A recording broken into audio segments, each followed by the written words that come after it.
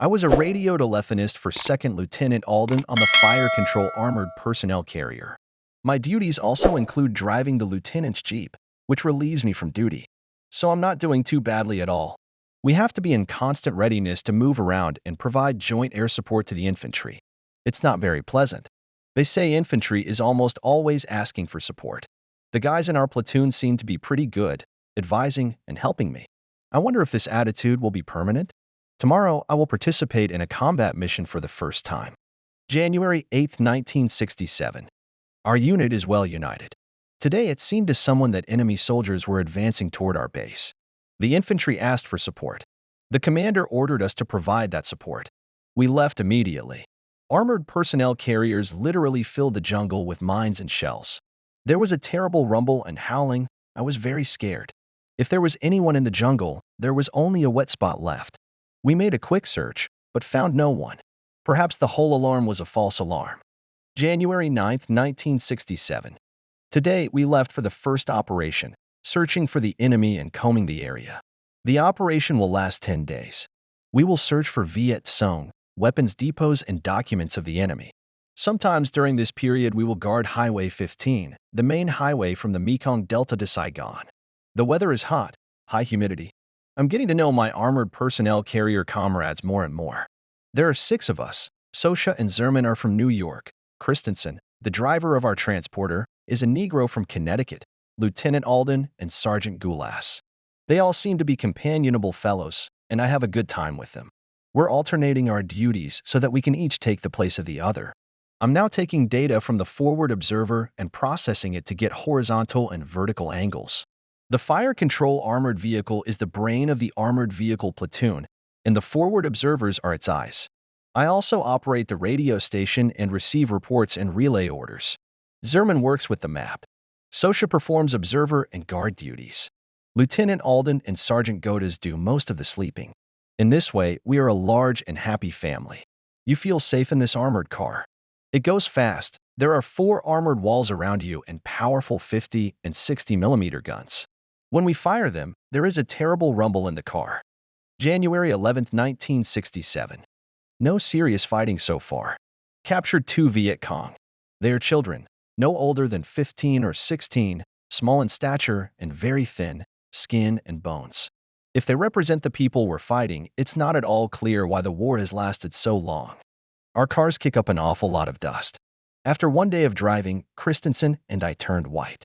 Today, we destroyed several huts as we suspected they belonged to the Viet Cong. Flame-throwing armored personnel carriers came up to them and set them on fire with napalm from about 50 yards away. It's a strange war. For 2 days, we search and destroy. The next day, we stop near a town and entrench ourselves. Our positions are shot at by snipers. Forced to clean up. January 12, 1967. Ran into 2 companies of Charlies today, but they managed to get away from us. They don't like our armored personnel carriers and 50 millimeters guns. That makes me feel better. Let them run. I don't need to chase them down. We've been searching almost all day, so there's no time to rest. When darkness falls, we stop and dig in. Sometimes food is delivered to us by truck or helicopter, but for the most part we eat combat rations. We are conducting a major operation. It involves about 1,000 men, artillery, infantry, and fighter aviation. Charlie is quite difficult to detect, but when we manage to do so, they stand to the death, and we open hurricane fire. Everyone's aiming for one thing: to kill as many as possible. I don't feel the fear I expected. My only wish is for it to be over as soon as possible. I'm sick of getting soaked at night and being in unbearable heat and dust during the day. Our cars are kicking up clouds of dust and our faces are covered with a layer of dirt. The guys on the plowing armored personnel carrier are an odd mix of people, but they all know their stuff. Sosha keeps talking about his girlfriend, his mother, and home. Zerman keeps things lighthearted by talking about his college days, what he and the other guys did in the student dorms or at college term balls. Christensen has no interest in anything and recognizes nothing but his duties as a driver. I'm the only rookie among them, but this battalion was transferred here only 10 days before my arrival, so they haven't gotten much combat experience yet. If we have any trouble, it will be because of Lieutenant Alden or Sergeant Gulas. They know their stuff too, but they're lazy as hell. Gulas delegates most of his duties to Christensen and me. We get very little rest because we have to keep watch for 24 hours. We have only one change of underwear, so we are terribly dirty. January 13th, 1967.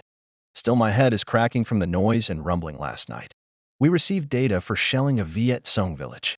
All of our transporters opened disturbing fire on the tree line. If there were Charlies out there, they're in for a real treat. 11 more months of this kind of war. I wonder how my old folks are doing back home. Haven't heard from them in a long time. You don't get much in the way of letters around here. They keep me going. The only good moments are when we enter a village for a vacation. In some villages, the people treat us well until some sergeant messes things up. They like to bully and intimidate the soldiers, especially us Negroes, when we are talking to some pretty Vietnamese girl.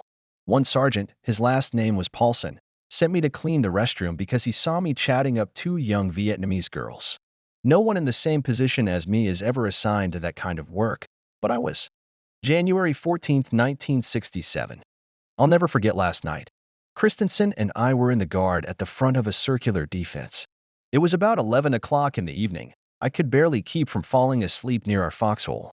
Suddenly, Christensen jumped out of his foxhole and ran at me. I almost shit my pants. At the same time, I felt something roll down my leg and disappear into the bushes. "Listen," Christensen whispered, "there's a Charlie in there." We used everything we had: grenades, a machine gun, all the so-called personal weapons. If there was anyone in the bushes, we must have killed them. I called Sergeant Paulson on the phone, but he said to me, "It's too bad about that. Open your eyes, put your shoes on your nose. Nobody's going to run around in the dark, you just imagined it." We waited for dawn for a long time, and when it finally dawned, we went to look for the bodies of the dead, but found only burnt grass and bushes.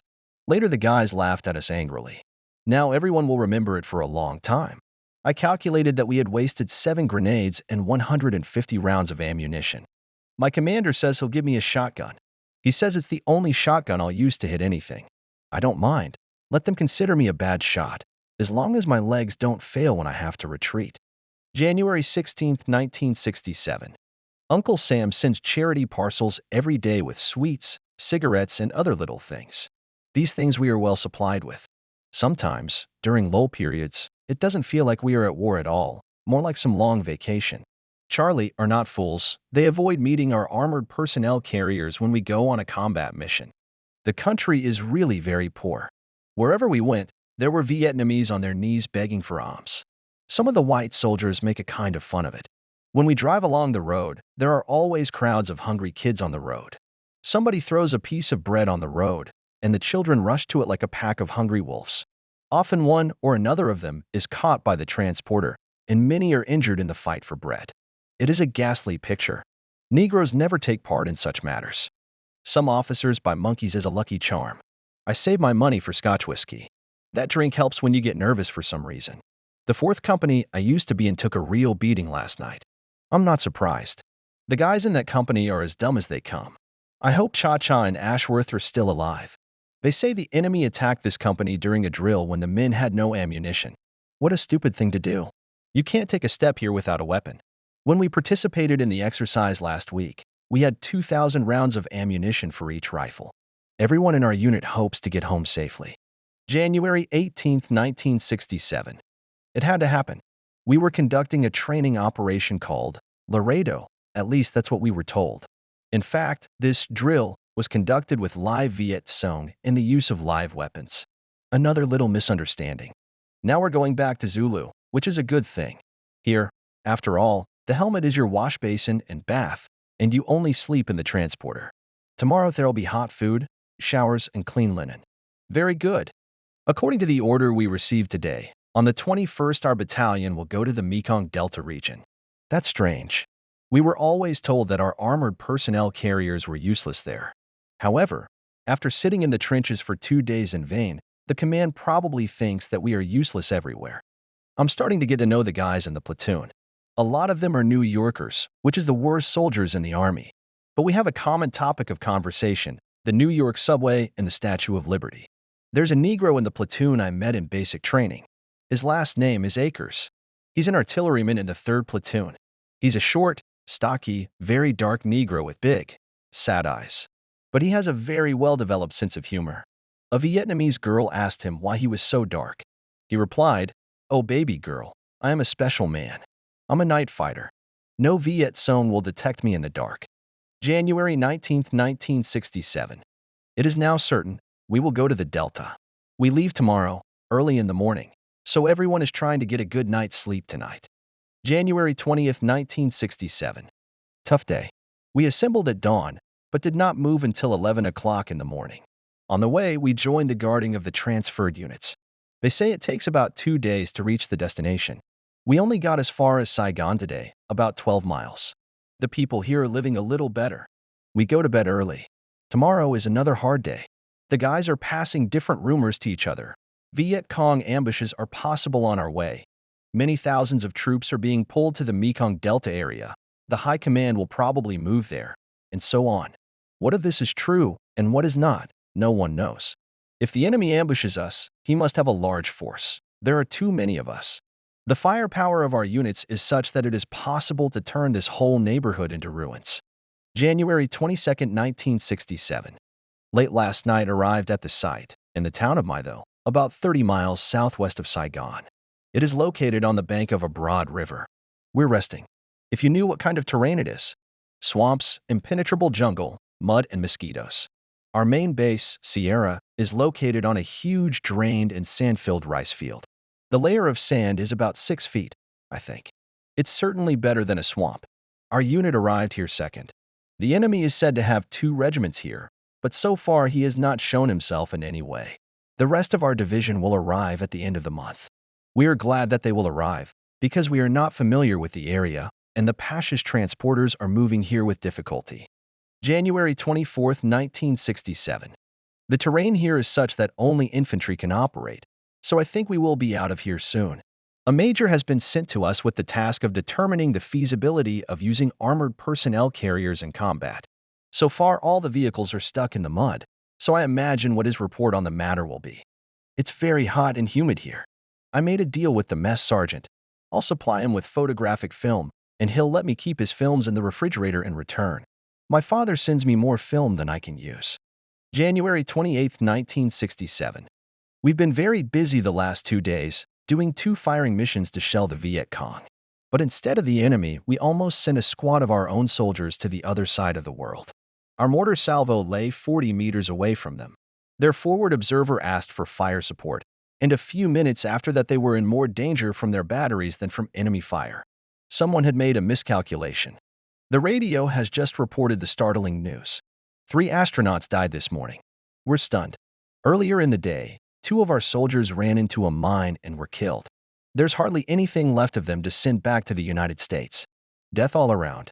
I'd love to get out of here, but I have to do my duty. We are told that it is our sacred duty, but I don't know everything, and no one really explains to us why we are here. At least no one explains it in a way that makes sense. Sometimes I wonder if we are helping the Vietnamese people, or if we are causing them grief and damage. If you have not seen poverty, come to Vietnam. Grissom, White, and Chafee deserve a lot of respect. They surely must have known that they might have to sacrifice themselves. January 29th, 1967. Sunday. Charlie is somewhere in the neighborhood, and we know it. The enemy has us on alert for the entire 24 hours. Fire control is a tricky business. I sit at the mortar counter computer and determine the firing distance on a clipboard. The forward observer reports azimuth and coordinates on the map, then corrects our firing until we cover the target. Sometimes I get really scared. It's not pleasant knowing that someone else's life depends on you. You're supposed to think in mathematical terms at times like that, but I'm not really capable of it. Besides, mortars are inaccurate weapons. The high elevation angle of mortars contributes to the fact that the flying mine is affected by many variables, such as wind strength and direction. I pray all the time that I don't make a mistake. The chief operator of the calculating device, Zerman, is a good guy. He has taught me a lot and is confident in my abilities. The only good thing is that my duties keep me from going out on combat missions with the infantry rats. Got a letter from Marianne today. She wants me to go to Sweden after I get out of the army. It would be nice, of course, if I stay alive. They say that on February 21st we'll be involved in a big operation. Now we have already gained some combat experience and are ready for such an operation. January 31st, 1967. The work of a forward observer is one of the most difficult and hectic. He has to participate more often than others in patrolling areas because every patrolling squad must have an observer and we have only 3 forward observers for 6 squads. Conditions for him are unfavorable. Sergeant Paulson is in charge of the assignment. So far, he's only picked Negroes and Puerto Ricans. I think he's trying to prove something to us. He always gives me a very angry look when I'm sitting at the calculator.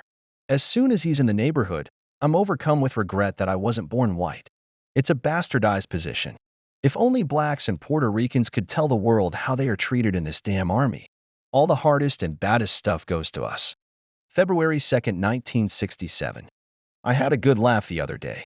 When I was on watch at the radio station the day before yesterday, Sergeant Paulson had the idea of sneaking into the tent to catch me sleeping. I heard him sneaking and looked out of the tent. Paulson was still crawling on the ground. I realized he was trying to catch me, and I couldn't help but laugh out loud. Paulson was so embarrassed that he had no choice but to get up and walk away. What an asshole he is. Always telling me that Negroes are lazy and don't want to help each other and all that kind of nonsense. I told him he was a fool. All the white folks around here are like that. But I still think some things will change now. Especially here, where everyone wants to survive. However, it doesn't seem to make any difference to Mr. White. All the Negroes in the platoon start complaining and grumbling, but I don't think it's enough. The platoon commander, Lieutenant Alden, usually calls out to us Negroes, "Hey, you." Zerman, this Jew from New York, doesn't seem happy about it either, but he's having a hard time himself. Sergeant Gulas turns where the wind blows. Sometimes he acts like a human being, but sometimes he treats us Negroes like dirty animals. What the hell is that? Maybe he's under pressure. 10 more months of this bastard service. These whites piss me off more than Charlie. I learned a lot here. Whites are good teachers. February 7th, 1967. Ominous omen. Paulson says I'm not processing the data for the firing squad fast enough. Gotta get ready for non-transporter service. February 9th, 1967. Flew from my good seat on an armored personnel carrier. The fine Sergeant Paulson had struck another blow. He broke the news to me with a smile. I am now Forward Observer Parks assigned to the 1st Platoon Fire Control Armored Personnel Carrier. When a combat mission is accomplished, our platoon gets off the armored personnel carrier and pursues the Charlies on foot. I have to carry a damned radio telephone station with an antenna that presents an excellent target for the enemy. It's a sergeant's duty, but Paulson won't give me a promotion. He's a fucking bastard. February 12th, 1967. This patrolling on the front line is a dangerous business indeed. You have to be brave and tough. Yesterday, we had to walk 6 kilometers through rice paddies. I had a hell of a time, but I lost a little weight, which is good. Last 2 weeks, our company was attached to an infantry battalion. It's bad when we're attached to someone because they do whatever they want to us. The infantry commander hates mechanized groups. He makes us get out of armored personnel carriers for the most insignificant reasons. We've only been on 2 combat missions and we're tired as hell. Today, the rest of our battalion arrived. They will replace us and we will rest a bit. It's likely we'll be assigned to roadblock duty in the near future. It's a fine job. All we have to do is keep the roads safe and keep the towns and villages open. There are also rumors that we may be sent to the Foxtrot base area to support an infantry battalion. Rumors, rumors, rumors. That's all the Army lives on. February 13th, 1967. Sometimes curiosity is useful. Yesterday, just to pass the time, I was wandering around the company office and got into a conversation with a clerk about how to get out of here without going to the gub or being sent out on a stretcher. He looked up some manual, and we found an article in it which says, if a soldier has less than 90 days to serve, and if accepted by an officially recognized college, he may be discharged early, so as to commence classes with his class. All that is required as proof is a letter of acceptance. So, I need a college that will write a letter saying I've been accepted. Informed my father of this. February 15th, 1967. Had to take cover from whizzing bullets several times today. And it wasn't easy. We were in a small town not far from Maido. I'd built a reputation as a hero by doing a little shooting at Viet Cong snipers. I met a pretty girl. She promises to do my laundry every week. That's not bad, of course, but I'll pay her for it. February 18th, 1967. The rumors have come true. We are at Foxtrot Base and are back in small operations. It's tough here, too. We are always anxious to push the Charlies back early, so we get up at 4:30 and move out. When our armored personnel carriers move at this early hour, like some shapeless beasts in the pre-dawn gloom, it becomes eerie. Everything around seems distorted. With the beginning of February, the rainy season stops here. It is now hot and dry. Back home, there's probably already a lot of snow piled up. It's good for them out there. The snow gives food for thought.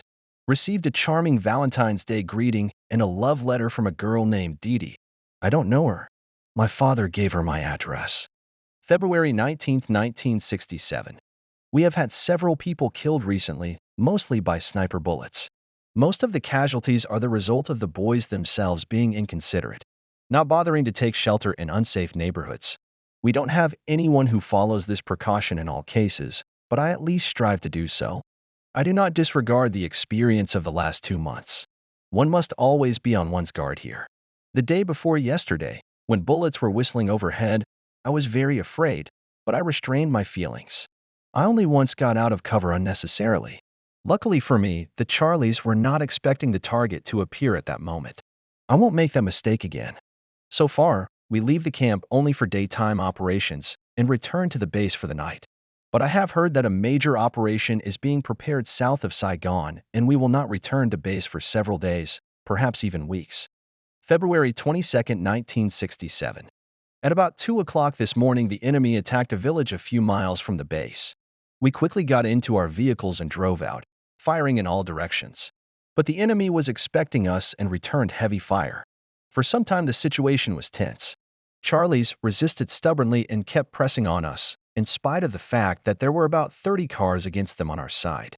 Shells, mines, and bullets were whistling all around. The noise was incredible. Everyone was shouting out some orders, which no one carried out. Squealing and crying, Vietnamese people were running. They fell to the ground every now and then, trying to cover their children. Some Vietnamese gathered in groups and stretched their hands to the heavens in silent prayer. I spent most of the time talking on a radio telephone to an armored fire control vehicle. Then our white artilleryman was wounded in the arm. I replaced him at the gun and started firing at a tree where 3 snipers were sitting. I must have hit them. There was no more shooting from there. It even seemed funny to me, but only after the shooting stopped. The whole mess lasted about half an hour, but it seemed to me like a whole year had passed. February 24th, 1967. Yesterday was another combing operation. We were searching a strip of woods in what turned out to be a Viet Cong village. Charlie was not nearby, but there were families of enemy soldiers still in the village, so shelling the village with mortars was impossible. It was very hot, and we had to walk a lot, as it was impossible to get through on armored personnel carriers. When we combed the village with loaded rifles, children would run to their mothers and cling to them crying. I no longer have the patience to wait for this bloody war to stop. Time is dragging by very slowly. Every day we are out searching to kill and kill and kill. If we don't find and kill anyone, frustration sets in. The deaths I witness on a daily basis are horrific. I hope that in time it will fade from my mind. February 26th, 1967. The comrades in my new armored personnel carrier seem to be pretty good guys, except perhaps Sergeant Young. Lieutenant Wyatt and Driver Slepian are nice guys. There are 2 other Negroes in our crew, Gurney from Louisville and Sergeant Amori. Amori is teaching me the duties of the second forward observer. The other 3 guys, Sachs, Greenfield, and Hickman, I don't know them properly yet. Sachs and Greenfield are just assigned to our transporter because the one they were on is out of commission. All of us are pretty cramped here. February 27th, 1967. This morning found another Viet Cong village hidden behind a strip of woods.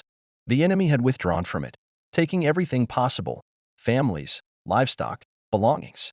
Charlie is cunning, however. Since the enemy soldiers may have hidden somewhere, we shelled and destroyed everything: underground communication passages, trenches, houses. The ground shook from our shelling.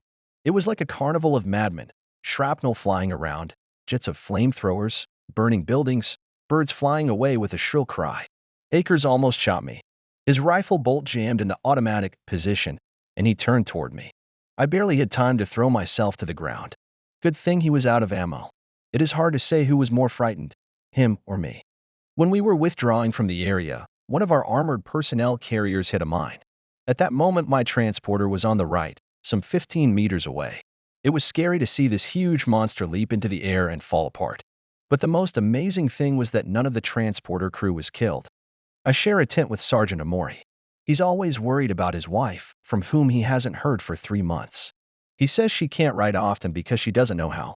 The letters are written for her by her neighbors. I hope you will hear from her soon. I feel very sorry for him. It is hard and sad when you don't get letters for a long time. Some guys get whole stacks of them, and those who haven't received a single one walk around with sad faces. If only people back home knew how a few lines from them lift our mood, instantly change our condition. Today I'm avoiding Amori. He didn't get anything, and I have letters from Mary and from Ziggy, my mother, a bag of chocolate briquettes with nuts, and another greeting from Dee Dee. She writes wonderfully. I hope Dee Dee will send me a picture of herself soon. I only got 2 briquettes. The guys surrounding me swallowed them all right away. I didn't mind. That's what happens to everyone who is stupid enough to open a package of candy in front of everyone. March 1st, 1967.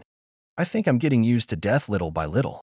This morning we saw a man in his 40s when we were on patrol with a unit of the South Vietnamese Army. He was sitting in the woods. The South Vietnamese sergeant suspected it was a Viet Cong and started asking him questions, but the man jumped up and tried to run. The South Vietnamese sergeant shot him with a carbine. I don't think he even yelled at the man to stop. A carbine is a pretty accurate weapon. After a few seconds, the insides of the man hit by the shots began to fall out into the dirt on the ground, both of his legs literally severed by bullets.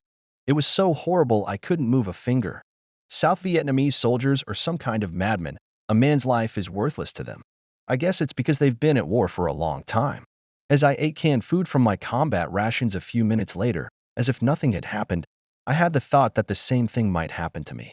Nevertheless, I ate the whole can. March 2nd, 1967. Last night we were attacked by mines for the first time. The Charlies fired about 15 salvos at our camp. Each volley found its target. I was asleep when the first mine exploded. The ground shook from the explosion. I threw myself to the ground like a stunned man, and at the same time someone shouted, "We're being shelled." Every now and then mines exploded in one place on the base. I was covered with cold sweat and prayed to God that they would all pass me by. Shrapnel whistled over our bunker, and I, unable to contain myself, trembled with fear like jelly. First there was a howl, then the dry sound of an explosion, then the whistle of steel shrapnel cleaving the air. The only thing we could do was return fire with 50mm guns and personal weapons. It was the most terrifying 10 minutes of my life. After 15 minutes, everything went silent, and we breathed a sigh of relief. Amori even started laughing, but I was in no condition to join him. Surprisingly, I fell asleep again pretty soon after that. It was the first opportunity in 10 days to get a good night's rest. Sergeant Goulas, of the crew of that transporter I had been on before, was seriously wounded. The headquarters was hit the hardest, but we don't know how many casualties there are yet. I'm not sure the local population is in favor of us. They smile at us during the day, but at night their sons shell us. It is very difficult to recognize the real enemy. March 4th, 1967. Today I turned 23 years old. I never imagined that in my 23rd year of life I would have to be in such a disgusting place. I am all soaked in gray liquid mud from the rice fields. I haven't bathed in days. We were on an operation to find the enemy in the Tannin area, about 20 miles southwest of Saigon. The Charlies are all over the place. Yesterday they shelled us from the woods. We returned fire with 50mm guns and killed about 40 enemy soldiers. In the afternoon, the corpses were exposed to the sunlight and there was a terrible stench all around. The next 7 or 8 days would be hot for us. March 7th, 1967. Today again combing the terrain and searching for the enemy. We located it, but the armored personnel carriers couldn't get through there. We got out of the vehicles near the woods and the commander ordered us to comb it.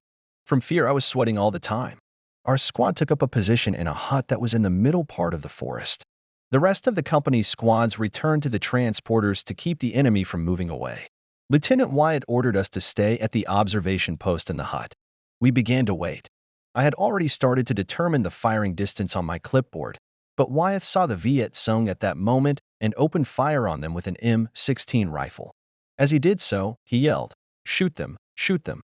I crouched down on the floor and started calling for company, and the Charlies returned fire at that point. Thank God, they didn't shoot very accurately. Most of the bullets flew over our heads.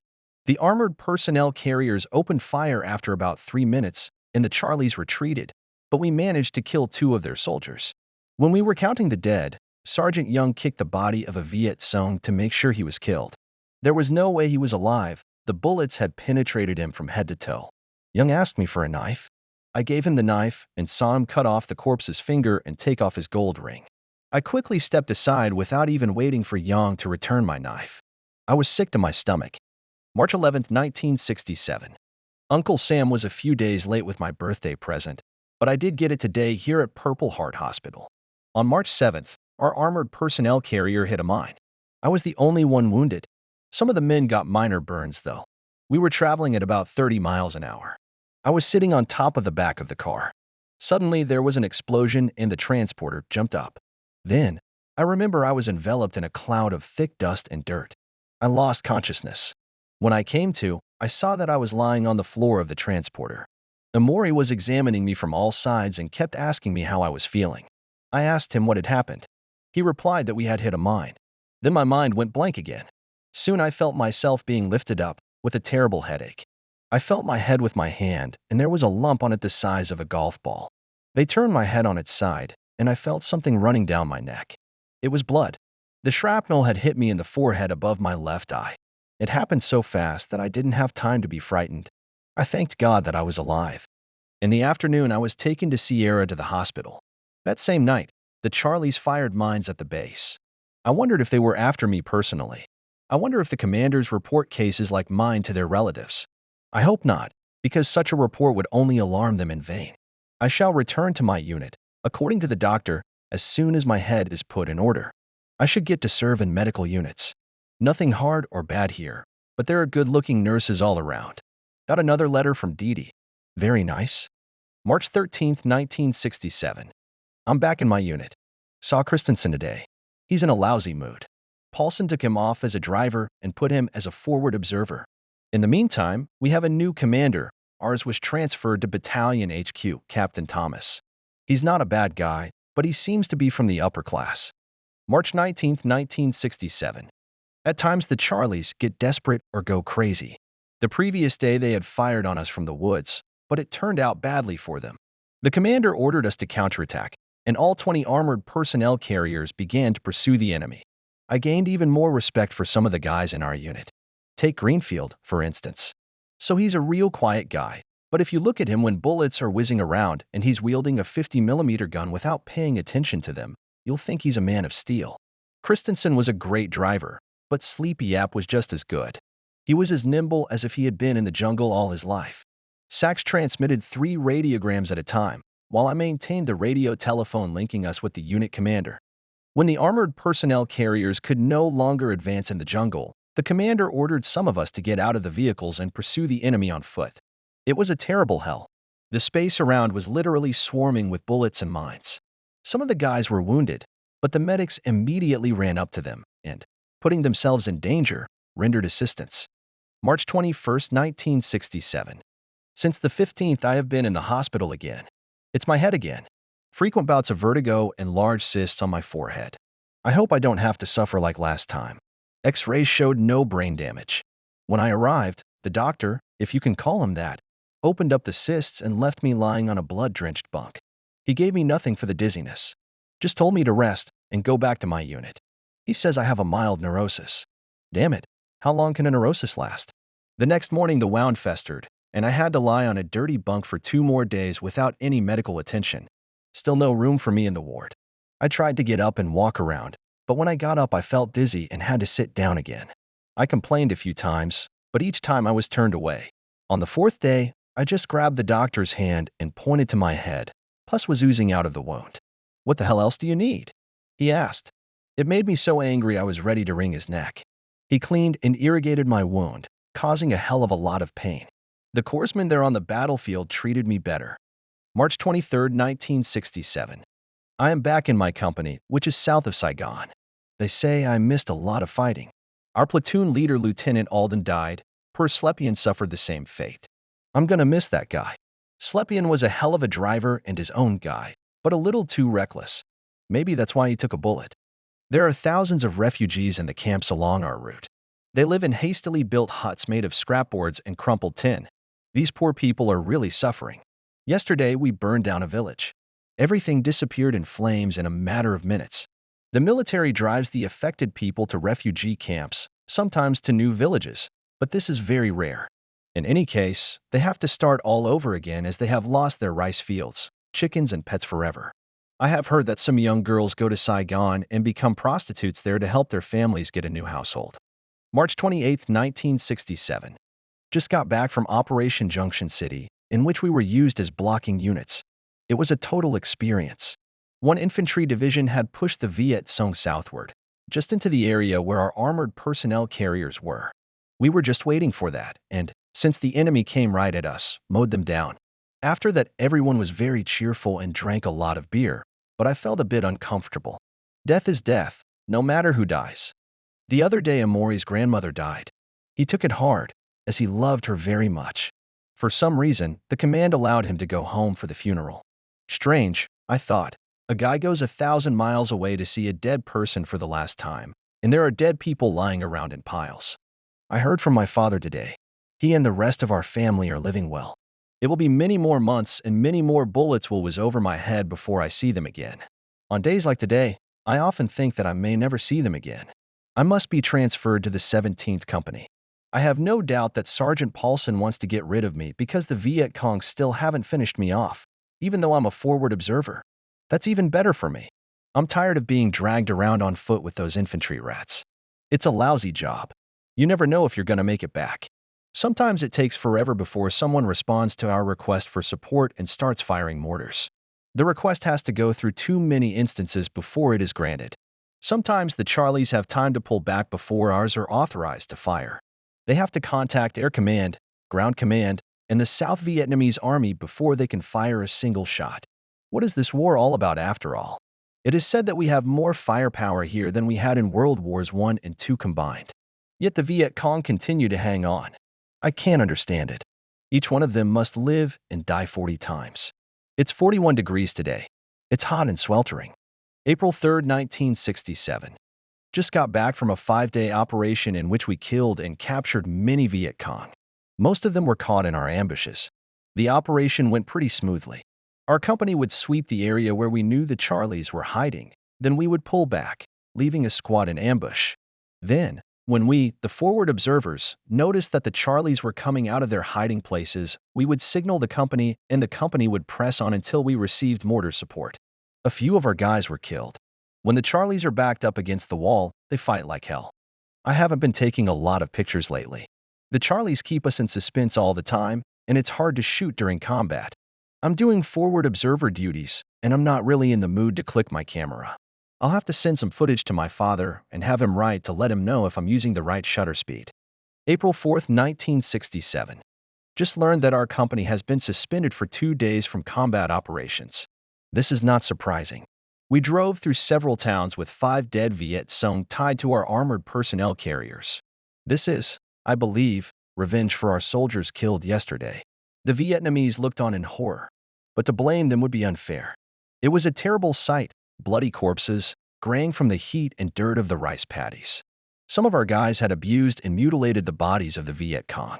I saw Sergeant Young wearing a pair of dried ears of a dead Viet Cong strung around his neck. I've heard of other soldiers even cutting off the genitals of Viet Cong. I, thank God, never had to see it. High Command ordered our company out of the area.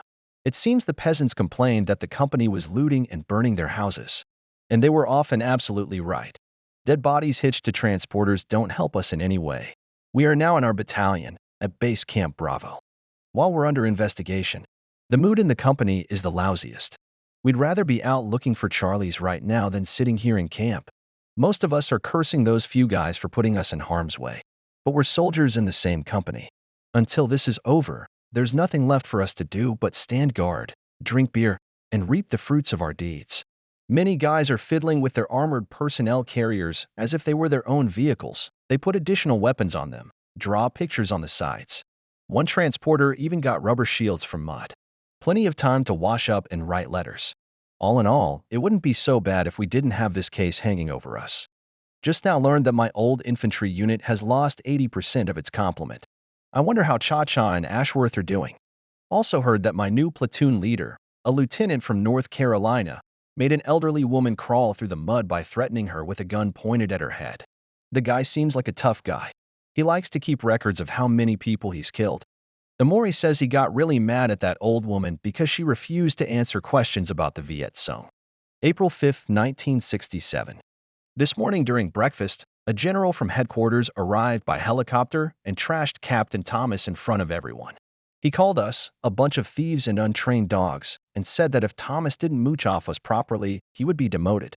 To tell the truth, it was a funny sight to see our commander standing at attention, repeating, "Yes, sir. No, sir. You're right, sir." It was a real blow to me, though I tried not to show it. He's the one who's supposed to write me a recommendation for the institute. Now, to make things right, Thomas is going to eat us to death. But I'll try to stay out of it. April 6, 1967. Greenfield was killed today. It was the first day of Operation Hammer, a search and destroy operation. Two photojournalists, one from the Columbia Broadcasting Company and one from the National Broadcasting Company, were traveling with us. There was silence. We rumbled along the edge of the woods that separated us from the shallow river. Greenfield sat to my left, just behind the driver. Suddenly, two bullets whistled overhead. We crawled across the roof of the armored personnel carrier and jumped through the hatch. Our heads towered above the hatch. I called the mortar platoon commander and reported that we were being shelled by snipers. But, as always, there were helicopters hovering over us, so the mortars could not fire. Far from the rear was firing artillery. We opened fire with 50mm and 60mm guns. I heard Thomas order a ceasefire and the guns fell silent. The snipers started firing at us again. There was a crunching sound to my left. I turned just as blood spurted from a hole in Greenfield's helmet. He'd been hit, and he was slumped over on the bottom of the armored truck. I jumped down after Greenfield, but Lieutenant Wyatt was already beside him. He was trying to get a bandage and apply it to stop the bleeding. When Greenfield began choking on his own blood, Wyatt put his fingers in his mouth so the blood could flow out unimpeded. "Hold on, Greenfield, hold on. It's going to be all right," he reassured the poor man. Greenfield moved his head. Our guns began shelling the woods again. I asked Thomas to send a helicopter for Greenfield. He replied that the helicopter had already left to pick up the 3rd platoon leader, who was also wounded. A medic from another armored personnel carrier came running over to give Greenfield first aid. He tried to open the morphine jar with the key, but it broke. Oh, shit. He tried to pry the lid off with his bare hands, but cut his fingers. Now his blood was everywhere. Sachs, who was nearly nauseous, muttered, "He's dead. Guys, he's dead." The helicopters were closing in, firing into the forest floor. Our guns were firing at maximum rate of fire. We pulled Greenfield toward the helicopter. The corpsman went with him. I knew it was the last time I would see Greenfield. No man could have survived with a wound like that. Another good guy had died. I jumped back on the transporter, and Wyatt ordered us to scour the area, moving toward the woods. The photojournalist wanted to get off, but we couldn't stop. Our car was heading toward the river. The guy from the national broadcaster called for a helicopter to pick them up, but the one from the Columbia Broadcasting Company wanted to stay with us. The helicopter arrived, but the Viet Cong opened fire on it. To top it off, the men near the helicopter ran into a Minuteman. The Viet Cong started literally pouring lead on us. Bullets were whizzing everywhere. It seemed to me that a photojournalist from a national broadcasting company had been wounded. On my radio frequency came a voice from a reconnaissance plane. The pilots were reporting that they had seen about 50 Charlies running out of the woods 500 meters east of us.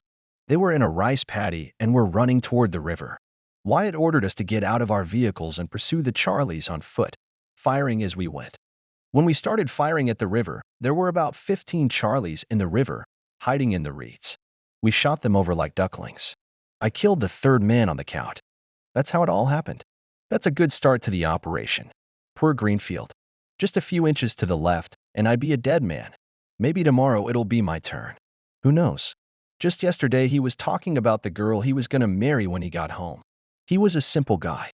He wanted to be a carpenter. Today he's tired as a dog and in a bad mood. This operation will last another 2 weeks at the most. When will it be over? April 10, 1967. The Charlies interrupted our breakfast this morning. They opened fire on the helicopter that is delivering our food. Thomas ordered us to take our places in the armored personnel carriers, and we moved in the direction the snipers were firing from. We caught up with 4 Charlies in the open and threw hand grenades at them. They headed towards the river, but of course they did not reach it. We mowed them down and went on looking for the others. Suddenly 2 more Viet Cong came out of the bushes, and I fired my M16 at them. Then Sachs took aim at some object moving underwater. It was a Viet Cong man. When he appeared above the water to take a breath of air, Sachs put a full clip of 30 rounds into him. It was unbelievable. The Viet Cong should have died, the water around him reddened with blood. But he turned and held out his hands to us, begging for mercy. Sachs silenced him for good by discharging a second clip into the poor guy. On the way back, we found one of those who had been hit by a shell from our 50mm gun. One of his legs had been blown off, but he was still cowering in the mud. Gurney, who was sitting on the transporter, wanted to finish him off with a 50mm gun, but Thomas said, "Hold on, I'll do it myself." He took out his gun and discharged it into the wounded man's head. He tried to get up, but immediately fell dead to the ground. I was tired to death of this nightmare. April 15, 1967. Back at Bravo Base Camp near the Delta. The result of our operation is about 300 dead and an unknown number of wounded and unaccounted for. The Viet Cong are hard to destroy. If it weren't for armored personnel carriers, it would be simply impossible. Our next operation will be in Cane Valley. We've been there before. Transporters can't go over swampy ground. We'll be flown there by airplane or helicopter. Got an email from my buddy Johnny Shearer. He goes to Rochester Institute of Technology and thinks I could go there. He writes that my dad is doing something about it. I hope I'll be lucky and get in. Charlie is not showing today, but still I am dead tired again. April 20th, 1967. Just got back from Cane Valley. Traveled a long way through mud and water, but no enemy was detected. While we were waiting for helicopters to take us to the armored personnel carriers, Hickman saw an enemy grenade on the ground and walked over to it. I yelled to him, "You better leave that devil thing alone." But he did not listen and picked up the grenade. The thing suddenly exploded, and Hickman fell to the ground. As the poor fellow tried to get up, he yelled at the top of his voice, "My arm! My God, I haven't got an arm." We ran up and put a tourniquet on him, trying to stop the bleeding until the doctor arrived. Hickman cried like a baby and begged us to find his arm. "Oh my God, I can't go home like this. How am I going to drive?"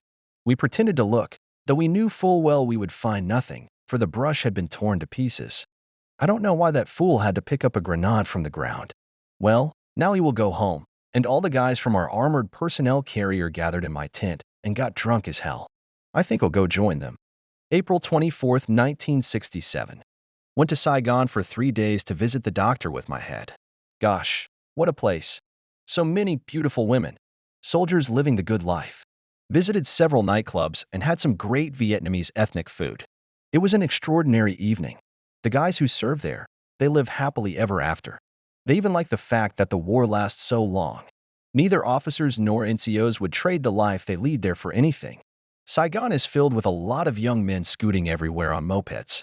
I wonder why they are over there instead of fighting here with us. April 26, 1967. Stayed in the area of Rachkian for 2 days. No fighting, just combed the area and moved back. Heard that the 3rd platoon came under fire last night. He was searching for the enemy on his own. 1 guy was killed, 3 wounded. Hopefully they'll be okay. This time the enemy was more cunning than us. I'll need a letter from my folks to get a vacation, rest, and fun. April is winding down. The monsoon period is approaching. May 5th, 1967. Just got a letter from Dee Dee. She writes that my father is still trying to get me into the Rochester Institute of Technology. He gave 1 lecture there, and they kind of owe him. Maybe father will get some weight there. It's a good school.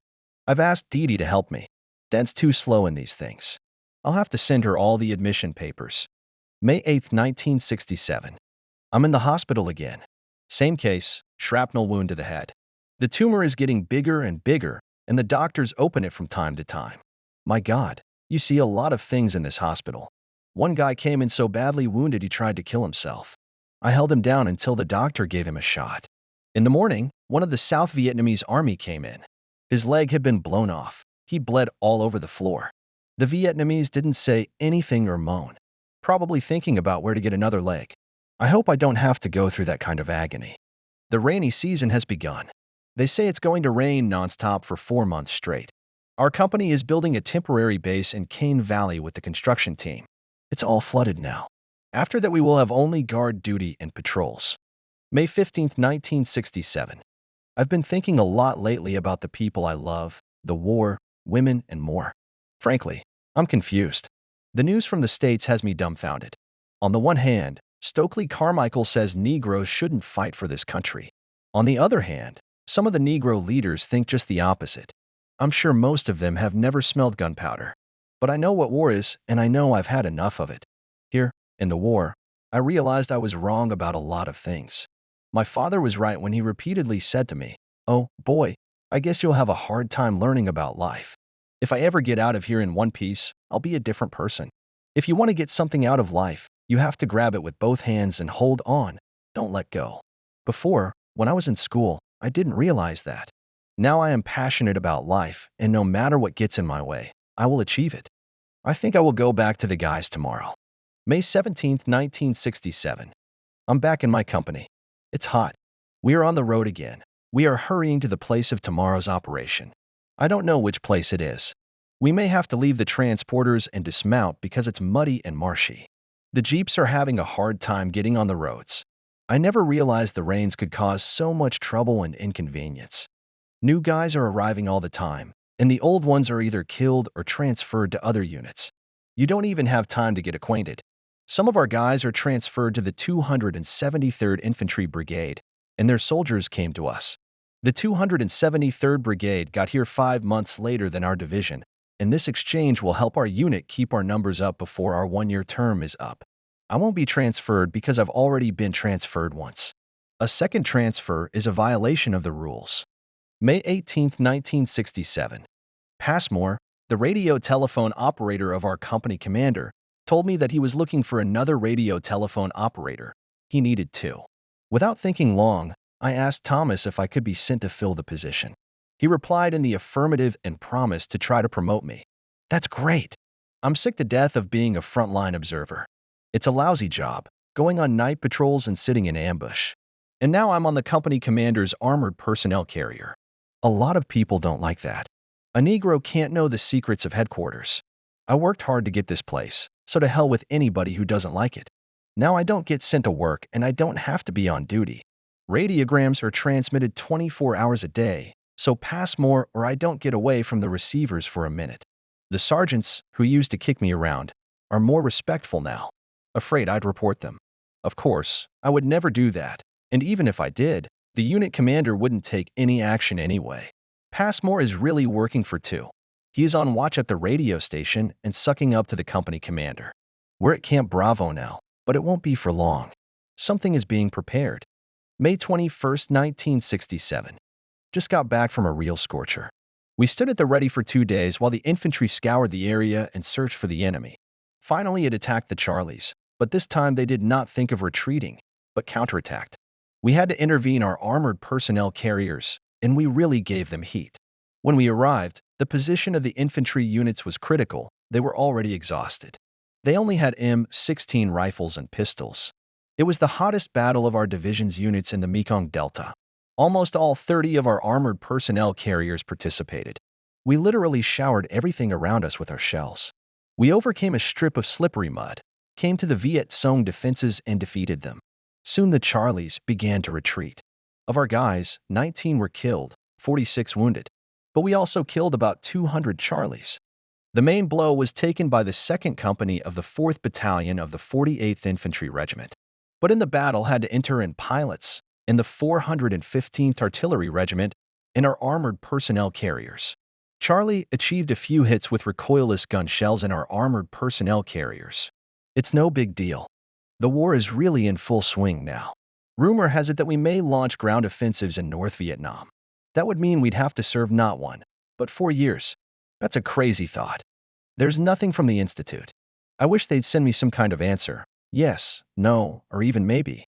I've got 6 more months of service ahead of me. Where the hell are the letters from home? May 25th, 1967. It's raining, and everything is kind of at a standstill. Camp Bravo is flooded with almost 3 feet of water. Sometimes I'd rather be on the front lines than sit and listen to these officers. They talk nonstop and brag about their victories either on the battlefield or over women. Sometimes they act like children, wanting someone to listen to their chatter. And in such cases, if you don't want to be sent to the front line, you have to listen to them, agree, and act happy. The only way to avoid these stories is to lie silently somewhere aside. If you show them the slightest glimmer of intelligence, you're gone. Especially if you're a Negro. Pratt and Gurney are pretty smart Negroes, but whenever you meet them, they're always doing some dirty work while the white guys are lying on their bunks enjoying life. The two white guys were so ashamed that they went to the company commander today and complained about Pratt and Gurney being assigned to dirty work all the time. I hope it will do some good, but I don't think so. Sergeant Paulson is in charge of assignments. Captain Thomas is a smart officer and almost always treats me well, probably because I'm his radio telephone operator. But sometimes he gets out of hand. I made the mistake of showing him a newspaper clipping Dee Dee sent me once. It was about Martin Luther King's condemnation of the war. King thinks he's God knows who. Thomas shouted. He's won the Nobel Prize and now he thinks he can rule the world. And he continued in the same vein, trashing King. I said I thought Dr. King was a man who fought for justice for all people. I said that, and then I realized I had to shut my big mouth because I had no desire to go on night watch. June 6, 1967. Yay. Got a letter from Ken Gilman. Liz told him that I was accepted to Rochester Institute of Technology. I hope it's true. Why doesn't my father write about it? For the last 10 days, we've been operating in the Tannin area, a little south of Saigon. We killed 2 men the other day. It's a picture that will be hard to forget. Charlie was spotted by helicopters just as they were trying to get away. Machine gunners riddled them with bullets, and we finished them off with 50mm guns. The men were turned into a bloody mess of raw meat and mud. Not a pretty picture. Passmore, the second radio telephonist, began to vomit and got a kick out of the commander. It's been 6 months and he still can't get used to it. I didn't throw up, but I still couldn't eat lunch after that scene. June 8, 1967. Yes, it's true. I was accepted. I received 2 letters this morning. One from Rochester Institute of Technology, the other from my father. The fact that I've been accepted will get me out of here 80 days early. I can't wait. Damn tired of living in the mud, following orders, and listening to being called names by every ranking petty officer. Paulson enjoys insulting Negro soldiers. I'm just sure of it. Pratt hates him. Look, one of these days I'm going to air and stick that son of a bitch instead of Charlie, he told me when he was sent out on night patrol for the 3rd time in a row. I've been on 250 missions and participated in more than 25 major operations. That's enough for a full tour of duty. There's a rumor we're going to be sent to the DMZ. I hope that's not true, but they might. We killed a lot of Viet Cong in the Mekong Delta area. We've had a lot of hot fights. Some peasants think we're killing civilians. This is one of the main tragedies of war. A lot of innocent people are killed or maimed. Some guys allow themselves to rape women and even brag about it. The other day, a Negro, Jones, who recently came to us, killed a civilian in front of his 3 children. We took this man into custody because he had no identification. We drove him and his wife and children into a hut and waited for the local police to arrive to identify him. The man tried to leave the hut twice, but each time Jones shouted at him and brought him back. We had a bite of bread and lard while we waited for the police to arrive, and then I went outside and took a nap against the wall. Suddenly, shots from an M16 sounded very close by. It was so close that I thought I'd been shot. I rushed over to Jones and saw him standing next to a Vietnamese man lying on the floor who was trying to get up. Blood was gushing from the Vietnamese man's back. Jones, all wet and shaking, stood beside him. Jones said that when the Vietnamese man ran toward the door, he had to shoot him. The children were crying loudly, clinging to each other, and the wife knelt beside the dead man and wailed in a terrible voice. A doctor came and tried to save the man, but his intervention was useless. The Vietnamese man died. By the way, I noticed how the doctor shook his head bitterly. Soon the local police arrived and said that the man had nothing to do with the Viet Cong. Too bad they hadn't arrived a little earlier. Late that night, the Vietnamese man's wife filed a complaint against us with the local authorities. The morning the military police arrived to investigate the matter. The commander of the unit told Jones not to worry as he was only carrying out his duties. I still can't understand why this guy was so eager to escape from the cabin. The worst part is that if we had tied him up, which we were obligated to do, he would not have tried to sneak out and in that case would still be alive. The only reason we didn't tie the guy up was because of the presence of his loved ones. We thought it would be hard for them to see it. I think about his kids all the time. They're going to hate us their whole lives. And who's going to judge them for that? June 12, 1967. Just finished 2 days of airmobile operations. Our armored personnel carriers are idle because of the monsoon rains. You look at the mud, and it looks like it goes a mile deep. When you approach the battlefield in a helicopter, it feels like hell.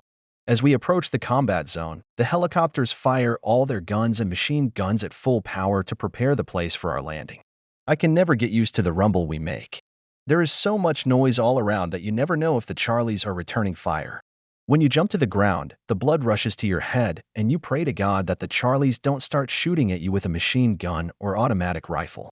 Once on the ground, we run as fast as we can to the nearest ditch, praying to God that we don't run into booby traps or steel spikes covered in poison or buffalo dung. Once everyone is sorted out and in position, we start combing the area. We've been on 17 of these sorties. 8 more sorties, and we will receive a medal for participation in airmobile operations. Mechanized units have to work their asses off to get an award like that. Jones got stuck in a swamp in a rice paddy during one of these operations. He was pulled out of there by helicopter. I wonder what happened to him? June 13, 1967. Watched a movie last night, which is quite rare here, but toward the end of the movie, snipers started firing at us, aiming at the beam of the movie camera. They were shooting from all sides, from the right and left, so I rushed as fast as I could to the column of armored personnel carriers. There was nobody there but Gurney, scared to death. This guy was so scared that he started firing his gun right through the awning. I said to him, "What are you shooting at? You can't see anything." And he said, "You're right, friend, but if the Charlies hear you shooting from here, they'll think twice before they come in here." So I said to this fool, "Look, the Charlies aren't in the base, they're somewhere off the base." And he said, "Well, so what if they're off base, but they won't come here?" I had to calm Gurney down, or he could have killed me or somebody else. After we had recovered a little, a reconnaissance company was sent out to look for enemy snipers. One soldier of this company got too far ahead and was killed by mistake. The Viet Cong hid in some village, and 15 civilians were killed in the firefight. There was such confusion that it was impossible to judge whose bullets killed them, whether from ours or from the Viet Cong. There were so many random mistakes and misunderstandings. This case left a very heavy impression on me. June 14, 1967. If I am not discharged in early September, I will probably end up in the demilitarized zone. Until recently, there were rumors about this, but now it has come to light that it is true. The battalion will be transferred there because our combat successes are regarded very highly.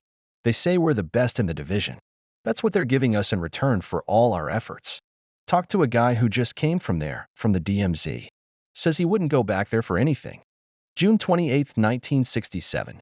There's no living from mines this month. Yesterday, for example, the armored personnel carrier I usually drive hit a 500-pound mine. We were about 100 yards behind when an explosion went off and a column of black smoke billowed upward. The big armored personnel carrier was tossed around like a toy. When we ran up, we saw that Gurney and Sachs had been crushed by the mangled armored truck. Young and Hoffmaster had to be pieced together. It was hard to believe they were no longer alive. All the other guys in the armored truck were injured. I can't wait for the day I get out of here. The less time I have left to wait, the harder it gets. I live with only one hope, that I will endure all this. June 30th, 1967. Sachs and Gurney just won't get out of my head. They're both really nice guys. Gurney is a quiet and good-looking Negro, originally from Kentucky. He and I set up a day to meet and wander around New York City together. Sachs is a white guy from Delaware. He was always talking about his girlfriend who wrote to him 3 or 4 times a week. He and Gripfield were particularly good friends of mine. A painful end befell them both. July 4th, 1967. Yesterday again participated in a helicopter operation, but no enemy was detected. When we were dropped off on the ground, the armed helicopters fired so close to us that they wounded 2 men, Diaz and Harris, who had only 26 days left to serve. Diaz, a Mexican, was hit in the shoulder. They were both lying in the mud, and Diaz kept asking us to help Harris. Poor Harris was thrashing around in a big pool of blood. A few minutes later, he was dead. Seems like the guys who don't have much left to serve are the ones who die. I'm waiting my turn, too. July 7th, 1967. This night we were shelled with mortars and machine guns. This is the 3rd time in the last 2 weeks. Dolly, another one who has almost served his full term, was wounded in the arm, but I think he will get better soon. I would really hate to ever be involved in a war like this again. July 13th, 1967. Just got back from an operation we had on the river. It was a boat ride upstream, and it took 4 hours total. 3 guys ran into booby traps, but only one rookie Barton was killed. We arrived in the area to pick up 3 Viet Cong who had reported voluntarily surrendering as prisoners. When we picked them up, they reported that there were over 100 Viet Cong in the wooded area. Captain Thomas immediately decided how to proceed. Passmore and I were to march toward the woods following the Viet Cong prisoners. Thomas gave the command to go, but no one moved. It felt like the Charlies were lurking in the woods waiting for us to get closer. No one wanted to see if that was the case. Thomas repeated the order. Again, no one moved. Then the captain raised his rifle and pointed it at us. "What the hell is that?" he shouted. "Come on, get a move on." Passmore, Parks, to the woods, march. We started slowly forward, the others following us. I couldn't help but admire this man's bravery, but as we scoured the forest, I cursed him at every turn. If there had been a single Charlie in the woods, he would surely have taken us at gunpoint. But we found not a living soul. For the rest of the day, Passmore berated Thomas, calling him an ass, imagining himself a war hero. He said this, of course, in the absence of the captain. July 18, 1967. I hardly slept at all this night. I feel that I don't have much time left to live. At times, I think that it would be better to be killed at once than to be crippled. It would be unbearable for me to waddle the rest of my life on one leg or no legs at all. I'll get a short vacation soon. The sooner the better. The most I have ahead of me is one more operation. July 23, 1967. Only about 30 days left. Thomas says we'll be in operations until the end of September. It seems to me that we have a big manpower shortage as many of our guys are being transferred either to the 273rd Infantry Brigade in the DMZ or to the 7th Reconnaissance Training Regiment north of Saigon. I hope Uncle Sam knows what he's doing. July 24, 1967. A strange change happened to our company commander. He suddenly considers himself a champion Charlie killer, always bragging about it and making fun of the men he's killed. I've always respected him more than other officers, and when he's had a hard time, I've tried to help him. Sometimes he can be friendly to me, but most of the time he looks at me like a lackey. A couple weeks ago, we were sitting in a rice paddy waiting for orders. Out of the blue, he decided to practice firing his gun. He made me run like a boy for half an hour through the mud and set up empty tin boxes of combat rations as targets for him. The other day, he dropped his gun in the mud and ordered me to pick it up. I know he thought I'd clean it, but I gave him the gun and walked away. Oh, he was mad. Let Passmore clean it. It's his job. And so it was, Passmore had to clean the gun. I've done too much dirty work before to clean up after Thomas. Just got orders for an operation tomorrow. It would be a 3-day operation and my 23rd helicopter sortie. The monsoon rains keep coming. I miss our armored personnel carriers. August 1st, 1967. We are in Operation Lansing. Our mission is to clear the enemy from highway for connecting the Mekong Delta to the capital. 2 days ago, the Charlies woke us up at 2 o'clock in the morning and gave us a thrashing like we have never seen before. It's been going on ever since. We were supposed to take action against them in a few hours, but the Charlies took us by surprise. They fired rockets, mines, and everything in their arsenal at us. Raiding each other in the darkness, we rushed around looking for who had weapons to kill ourselves and who had safe shelter. Finally, we sorted out our armored personnel carriers and drove out of the base camp area. At this point, it suddenly occurred to me that this would be my last operation. I thought of Harris, Gurney, and the others who were days away from the end, and prayed that I would not be their fate. We had already arrived in the war zone, and I kept praying. I prayed and, trying my best to keep my presence of mind, went over in my mind all the battles and campaigns I had been through. We had already called for helicopters when we received a message from the landing zone that the enemy was attacking the unit there. Thomas ordered us to dismount, and we began to move to their aid.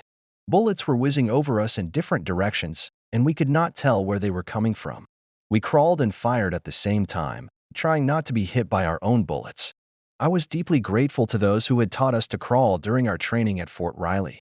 The situation of the unit that was in the landing area became so dire that Thomas decided to take the shortest route, straight through the swamp. The liquid mud was up to our waists, but we continued to wade and fire as we went. Suddenly, I felt myself sinking into the mire. I tried several times to get out, but I was dragged deeper and deeper. I was already behind everyone. The guys were approaching the forest and were shelling it. It was useless to call for help. No one would have heard me anyway. The enemy kept on firing a barrage. I felt a terrible fatigue, so strong that even fear was gone. I thought it was the end. My hour had come. But then, slapping the mud, someone approached me. It was Sergeant Paulson. That degenerate seemed like an angel this time. Teasing me, he held out his rifle and helped me out of the mire, and then we both dragged ourselves forward again. By dawn, we had the Viet Cong surrounded, but they would not surrender. There were about 2,000 of them in the area, and they continued to fight all day. In the evening, the enemy attempted to break out of the encirclement by throwing a company into a counterattack. Over the territory where the enemy company was located, an air ambulance helicopter designed to evacuate the wounded was shot down. 10 guys who tried to save the vehicle died. The Viet Cong knew they had a chance to break through the encirclement, but our artillery prevented them from doing so. All night long, we heard artillery units shelling the roads where the Viet Cong were retreating. The enemy broke through in one place, but he could not get away. We pursued him on his heels. But the Charlies had the advantage of knowing their country well. They know many places in which to hide. August 3, 1967. I'm tired, dead tired. Captain Thomas is ready to end this mess, but the High Command has other plans for us. They're sending us to another area where there may be an enemy. They think there's a Charlie hiding somewhere. I wish those Charlies would leave us alone and go home. Then they'd let me go on a short vacation. I've got to take it sometime. Right now, we are just sitting in our defensive positions. August 4, 1967. Yesterday participated in an air raid and spotted the enemy. The Viet Cong were taking up defensive positions in a wooded area. Upon landing, we linked up with a South Vietnamese company and first shelled the forest and then searched the forest belt for the enemy to a depth of 400 yards. Such a rugged forest I had never seen before. There were about 500 Viet Cong in the woods, so we called in air and artillery to give us fire training.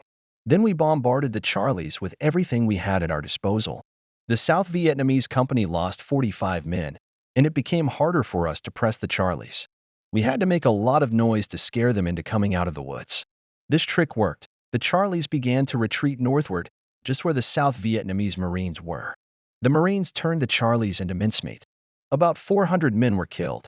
If they had moved on us, we couldn't have withstood their onslaught. Maybe I'd still be alive, damn it. And now, thank God, we're going back to Camp Bravo for a rest.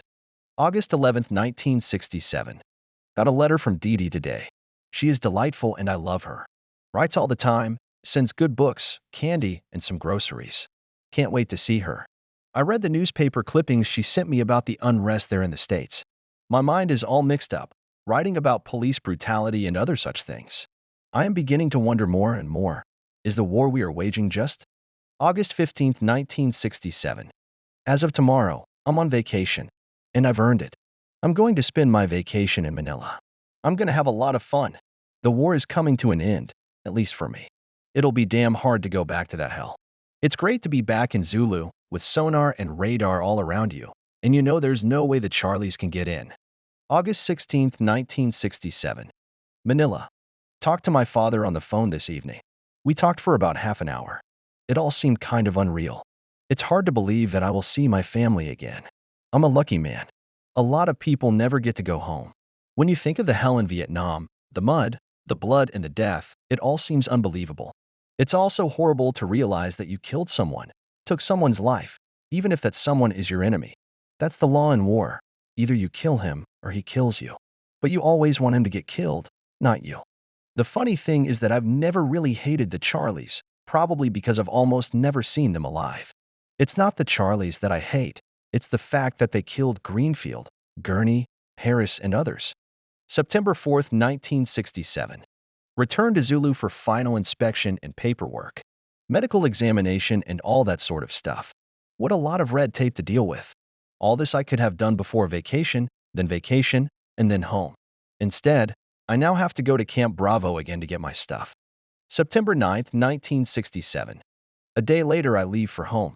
Yay. Just got back from Bravo. The guys weren't at camp. They were on patrol in the tree line, so I didn't get to see them. While I was on a short vacation, a few people were killed. I don't know exactly who, but I did see Passmore, who's being transferred to headquarters company. I never liked him, but when he walked me to the helicopter where I was to leave, I couldn't help but feel sorry for him. For a long time we served together.